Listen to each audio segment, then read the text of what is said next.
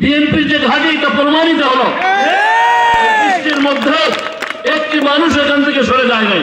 ওই শহীদ রাষ্ট্রপতি জিয়াউর রহমান সাহেব তথা তিনবারের সাবেক প্রধানমন্ত্রী, সকল প্রধানমন্ত্রী বেগম খালেদা জিয়া সুযোগ্য উত্তরসূরি সেই জনাব তারেক রহমান ৮,০০০ কিলোমিটার দূরে থেকে ওই বাংলাদেশের নামান ছেলেদেরকে দিয়ে যে আন্দোলন সৃষ্টি করেছিলেন তাদের ফলশ্রুতিতে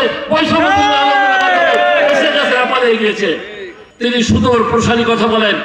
তিনি বলেছিলেন যে বাংলাদেশ যাবে কোন পথে? ফয়সালা রাজপথে। ফয়সালা কিন্তু রাজপথেই হয়েছে। তারা সুদূর প্রসারী হিসাবে তিনি যতগুলো কথা চিন্তা করছেন, চিন্তা চেতনা ভাবে গম্ভীর প্রতিফলন ঘটেছে। তিনি আবার চিন্তা করতেছেন। তাই রাষ্ট্র সংস্কারের জন্য ইতিমধ্যেই ৩১ দফা এই বাংলাদেশের মাটি এবং মানুষের উন্নয়নের জন্য তিনি পেশ করেছেন এবং বলেছেন আমি যে তুমি রাষ্ট্রীয় ক্ষমতায় আসার পরে ২ বার বাংলাদেশ জাতীয়তাবাদী দল ক্ষমতায় ইনশাল্লাহ আসবে, ২বারের বেশি প্রধানমন্ত্রী হবে না। এবং বলেছেন প্রথম পার্লামেন্টে এসে উনি নির্দলীয় নিরপেক্ষ তত্ত্বাবধায়ক সরকারের অধীনে নির্বাচন করার আইন পাশ করবেন। এদেশে আর কখনো নির্দলীয় নিরপেক্ষ তত্ত্বাবধায়কের অধীনে ছাড়া নির্বাচন হবে না।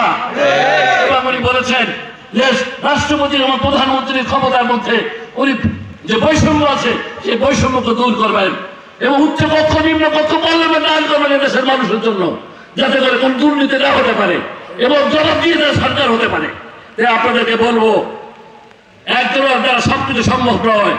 তারা চিন্তা চেতনা, উম্মের ভাবে, দূরদর্শিতা এবং দেশ প্রেমের সাথে আপনারা সহ একাত্মবদ্ধ হয়ে বাংলাদেশে ৩০০ আসনে রাষ্ট্রীয় ক্ষমতা তাদেরকে বসে দেশ এবং মাটি উন্নয়ন সাধন করবো।